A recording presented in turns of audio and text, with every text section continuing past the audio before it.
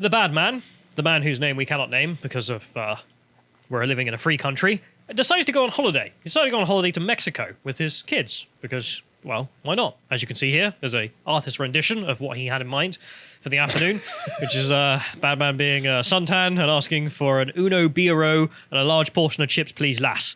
This is me whenever I'm in Spain. This is true. This is how every Englishman sees our beautiful times of the year when we go on holiday. This is how we take our beautiful culture out into the rest of the world. Perfection, the best time of the year. However, this is not how it went for the bad man. If we get to the next one, we can see his Getter page, and big thank you to Getter, of course, for him giving him a platform to be able to do this. He says himself as well. It's him saying, I've been arrested, separated from my 3 children, and I am being deported from Mexico as a matter of national security. For what? Talking about Islam. You may know that the man likes to say quotes from the Quran. He even wrote his own Quran called Muhammad. Well, I think he called it Muhammad's Quran, where he just put it in chronological order. And the reason for that is because it just gets more and more violent over time. That's not a surprise. No. So this is his post here. I don't know if you can scroll down to show the video, John. We won't play all the videos because it'll probably get destroyed, but we'll play what we can. And in this video, for example, he says that I can't buy a house, I can't open a bank account, can't even go to Mexico. I mean, this is the state of his life for saying that Islam might not be compatible with the West, the Tony Blair position. This is so prevalent now that he's been demonized for it that he can't even just go to Mexico, who you would think would be a country with more things to worry about than Islam. He's a huge Muslim population in Mexico. Yes.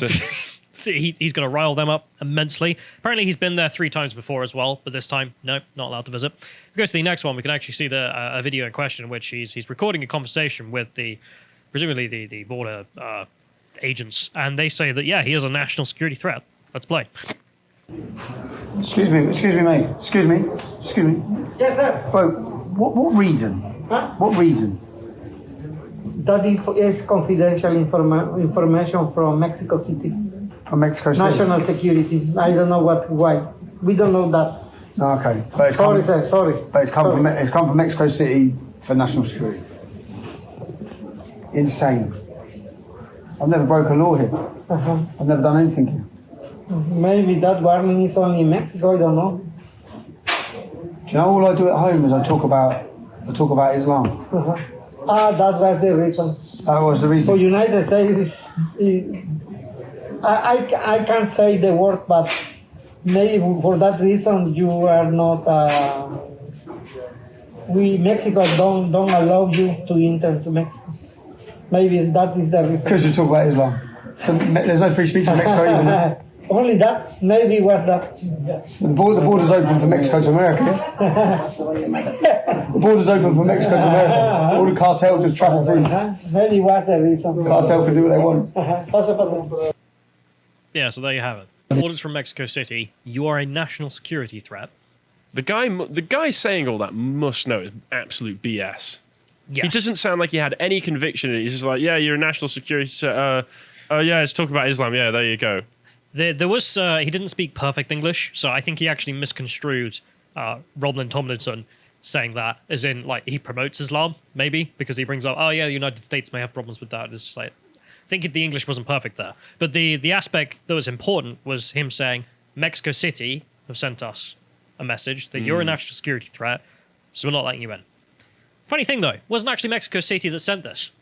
It actually went deeper than this. Of course, they got the message from Mexico City, but it was someone else involved. If you go to the next one, you can also, the next link, you can see him saying that he had to say goodbye to his kids, who are also really upset. He also met a couple of Kurds in the detention center with him as well. Had a big old F-ISIS moment there. Very much F-ISIS. If we go to the next one, we can see that he also ended up saying that the kids are with a friend and they're safe. Apparently the mother is now flying out to be with the kids because he's divorced from his wife because of all this, well, I don't know, harassment? I don't even know what to call what's happened to him, frankly. I mean, it's inhuman. Demonization. Yeah, it's just, A campaign of hatred directed against him. yes, I think that's actually the right thing to call it. The campaign of hatred against him. I mean, to the point that we can't even safely say his name without worrying about the video being deleted because we live in a free country. But the mother is flying out to then be with the kids to try and make sure they're safe as well. He can't enter because he's a national security threat, of course. But if we go to the next link, we can see that apparently Mexico City got their marching orders not from anyone in Mexico. Literally 0 people, 0 Mexicans had a problem with Roblin Tomlinson. Well, yeah, why would they? Because, like, What issue is it of theirs that he says controversial things over here? he's going to come over with his kids and order a beer and some chips. He's going to say uno biro. Oh, how terrible. Por favor, lass. No one cared about that. No one in Mexico, not even the central government, cared. I mean, again, name the Muslim population of Mexico. I mean, I have to look it up beforehand. Apparently it's like 2,000, which is just, yeah. I don't think there's many in Cancun. That's in a country with a population of like over 100 million as well. Yeah. So there's that. Where did they get it from? Well, apparently the British government. British government contacted Mexico and told them not to let me in. If this is not state harassment, then what is? I'm probably going to need some help with legal advice as I'm stuck here in limbo. If we play the next clip, we can see him interacting with the border again, and they seem to confirm it. Can anyone give me the reason why I'm not allowed into Mexico? Yeah, but I explained you in the morning. It's some alert from for the nivel for national. An alert for national. Maybe you have. I tell you, maybe you have some problem in your country with some police. Oh, so has it come from my country? Maybe you have some problem. The country alert to Mexico. Oh, so my country alerted Mexico. You need to. Is that definite? My country alerted Mexico. Yeah, but then your country say Mexico. My country contacted Mexico. My country. Yeah. Told you not to let me in. Yeah. What? Yeah. But you need to ask in the embassy. My country contacted your country and said, do not let him in. Yeah. How can they do that? I tell you, you need to go to the embassy. I will go to the embassy. But how can they do that? Is that right? You ask. Do you think that's right? Because I was here with my children. My 3 children have had their hearts broken. They're still crying now. They're messaging me now, crying. Yeah, it's very bad, I know. Okay, so my country contacted your country. Yeah. Again, just a tourist on holiday with his kids. Yeah, there's no reason to do this. Logically speaking, if you're the UK government and you're so scared of old Rombley and you really hate him, surely you would want him to be in some other country as far away as possible from where you could stir up trouble. But I think there's only one real way to explain this, which is that it's a message to him and also to anybody else. No matter where you would go, risk. we're going to continue to harass you. We'll continue the campaign of hate against you endlessly. This is. I mean, it's almost an obsession. Like, if this was your girlfriend or something, and stalked you this much, I mean, you'd get a restraining order. Yeah. But you can't get that from the British government. No, as much as I wish I could. But it's awful, as you can see. But then he continues in here, which is, of course, his suspicions as to why they have such a boner for him, which is him saying that, well, be in Telford on the 7th of May for episode 2 of The Rape of Britain. You may remember we covered, he did the Rape of Britain 1, his first documentary on the Rape of Britain in Telford, and it was very successful for him. And now he's doing the second episode, and we'll be doing a third as well. So the second episode will be on the 7th of May. I'm sure me and John will probably end up there again filming and seeing what's going on. And this is him saying, I said nothing can stop what's coming, and I meant it. Obviously, the British state are essing themselves. They should be, because there's loads more to expose. You may remember in the first episode, he just pointed out that there were local police taking bribes. And that was the allegations from the girls themselves, separate girls who didn't know each other, all said this specific police officer was taking It bribes. would explain a lot. To cover it up. And then the police covered that up. I mean, this does go deep, deep, deep into the British policing system, this corruption. If we move forward, we can also see him saying that he's seen regular people being in arms about illegals being separated from their children at the US-Mexico border. But remember... Where's AOC when you need her? Yeah, he came there legally, not even illegally, and then was separated from his kids because he's a national security threat. To who? It's not clear. Yep. 0 Mexicans, as I said, gave a toss. If we go to the next one, we can also see he had some messages from apparently his family group chat here, in which he's got his kids just sending, I hope you're on the plane, I hope you're all right, love you, blah, blah, blah, as you might expect. And That's just sad that it's gotten to such a point where he can't even just go on holiday and just be left in peace to go on his holiday. No, I mean, there's a reason I show that meme at the start. It's not just because it's funny, it's because it's true. As in, like, the British really do go on holiday to Spain or Spanish-speaking places, sit around, get a suntan, drink beer, order chips, speak no Spanish, and then bugger off home.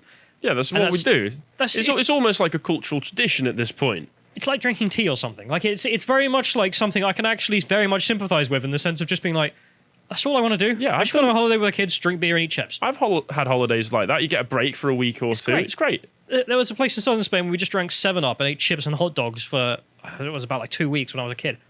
Love those memories. Yeah. I imagine he had very much the same in mind, and instead he's having to be deployed because And they're not just security taking threat. those sorts of experiences from him. They're taking those memories from the children before they can even that as have a chance to for them. It's seemingly needlessly, obviously needlessly. If we go forward, we can also see that when he returned home as well, he got to England. Were they happy to see him? Were they buggery?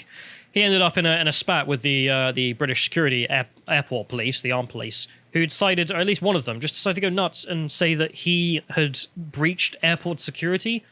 There was no evidence of this. The police officer has since have to apologise for the fact that he just made this up, it seems.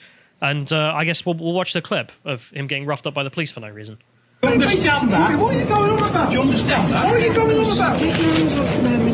What are you going on about? What are you going on about? What are you doing? What are you doing? What have I done? What have I done? You want to use the door's locked. Yeah, go on. I haven't come through anyway. Well, you're not speaking to me. You're screaming at me like you've done through there. Yeah. What are you on about? Excuse me, it wasn't Excuse me. Can you tell me?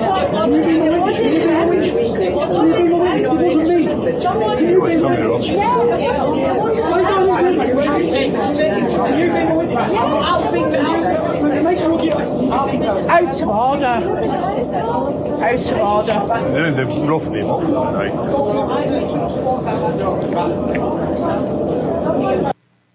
All over nothing, again. As I mentioned, the police officer has since admitted fault. Oh yeah. How can you go to work with your head held high after doing something like that? I just don't know.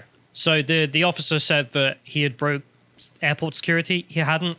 As you can see, Romlinson being like, "It wasn't me. What the hell are you talking about?" The passengers being like, well, "That's out of order," and him being thrown outside there. The police officer since having to admit that, yeah, I was wrong, completely in the wrong.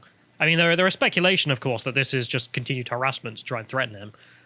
I'm not even out of the bounds of disbelief on that. I can imagine that being happening. There's also some people speculating that maybe someone, because they saw it was him and they hate him, they made up some lies, and then the police went and harassed him. I wouldn't be Also surprised. could be true. But frankly, with the fact that the British security apparatus were threatening him directly by making sure he couldn't have a holiday and order some chips, I had the idea that they wouldn't continue to harass him once arrival back in the UK. I don't find unreasonable either. If we go to the next one, we can see a video in which, in this one, if you want to go and check it out, we don't have time to play it, in which he says that, the police are on camera apologizing, that particular police officer, saying that, yeah, he was in the wrong completely, again. So, did nothing wrong in that case. And then we'll get to the next one, because there's some other circumstances around this, at least with Mr. Tomlinson. I saw the chat being, oh, Romy, Tomlinson. Just made me laugh. But he's also decided to come out and talk about the fact that he's bankrupt, remember? Yeah, not anymore. So, Oh yeah.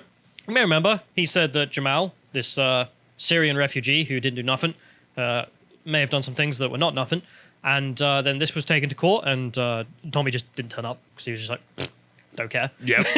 Like, I'm not going to get a fair trial, so why should I bother? That's his perspective. Good man. He was ordered to pay like £300,000 to Jamal for damages, which didn't make any kind of sense. There's obviously lawfare. That's, part and parcel of politics in this country, apparently. So he declared bankruptcy and was just like, good luck getting the cash. I don't have any. And after 12 months, in this video, he states that, well, it's been 12 months. I'm no longer bankrupt. Officially. Apparently, that's how the law works. You don't own any debts anymore to them. So, Hope Not Hate, the organization that were very much behind the campaign to try and make sure that they got every piece of money they could from him in a lawfare activity, apparently they decided to put out a fundraiser 11 months into his bankruptcy, calling for money so then they could sue him and get the money. But of course, they know, presumably, because they're lawyers, after 12 months that would all disappear anyway. So why did they raise the money? For themselves. Why else would they raise the money? I mean, it's a leftist organization. Come on. Grifter's got a grift, my dude. Yeah. I mean, many people will know. But let's move forward, because if we go to the next one, we can see the fact that they raised the money here. This is one of the examples. If you click on that link now, it doesn't go to anywhere, because they don't tell you how much the legal fund raised. It's just gone. Like, it doesn't work. They're just like, oh, thanks for the money. Bye-bye. Goodbye. Oh, it reminds me of BLM. Yeah, just making money off his back. Anybody from Hope Not Hate invested in any property recently? Probably quite a lot. Also, the fact we should mention the head of research for Hope Not Hate is a literal member of the Communist Party of Great Britain, so a communist organization, for people who don't know. These people always are. Yeah, I'm not, it's not even exaggeration. Just Google Hope Not Hate Communist Party. You will find the guy. Don't worry about it. If we go to the next one, we can also see their accounts, which I thought I'd go and check out because, you know how commies love money? They really love money. And it's sad how much money they get. They posture like they don't, but yes, they do. Yeah, we don't have the most recent statements, but we just have from what I can find. In here, this is for Hope Not Hate Limited, which is the company, presumably, in which they went from 500 grand in the bank to 100,000 in the bank. So they spent a lot of money. What on? Well, apparently they donated 400,000 to charity. Which charity?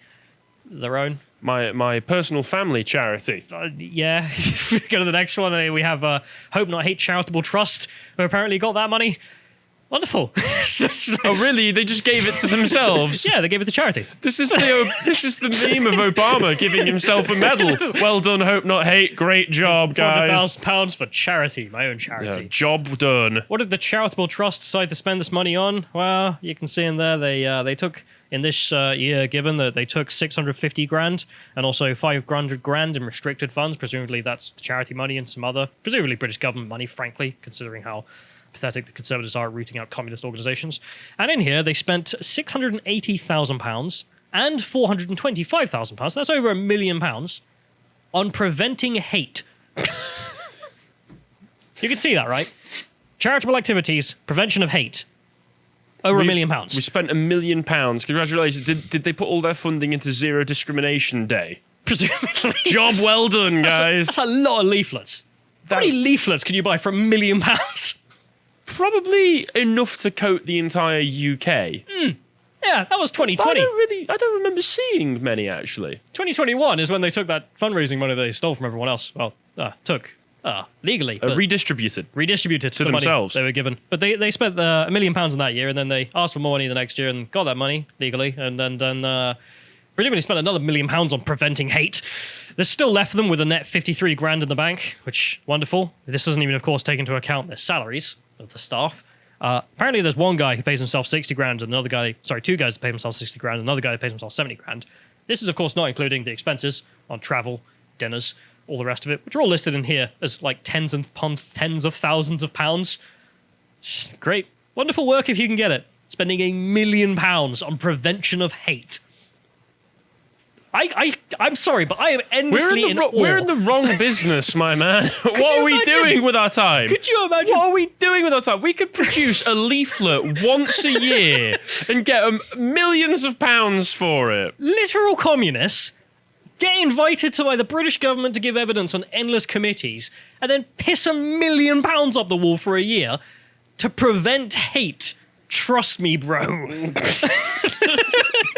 Meanwhile, engaging in a campaign of active hate against an individual. Why? Because your politics don't agree. No, it costs a lot of money to bribe that officer to rough up Rumbley. There's no evidence they've done that. Obviously not. Obviously, that's a joke. But boy, I could never get over how many leftist institutions we walk into doing this show in which we just find some nonsense organization, right? And it's like, this is one. Well, immediately you then find out the guys running it are literal communists. They're like, right, that was easy. Also, let's check out the accounts. Millionaires, millions of pounds being banded about on crap. We should start a bingo card. Yeah, maybe we should. They're really... Because every single time, they at least tick 1, 2, or 3 of these. Oh, God. But anyway, leftists, the cash must flow. Meanwhile, the bad man, Roland Tomlinson, can't even go on holiday and order a beer and a load of chips from some Spaniard in English. What is the world coming to? If you appreciated that segment from the podcast The Lotus Eaters, you can go to lotuseaters.com to get access to all the premium content we have on the site, such as this old video here, The Politics of Watchmen, which has been incredibly popular, so I thought I'd feature it again. So if you want to check that out, do go out and subscribe. Otherwise, if you want to follow Harry and what else he's doing, you can follow him on Getter at @HarryLotusEater. Thank you and goodbye.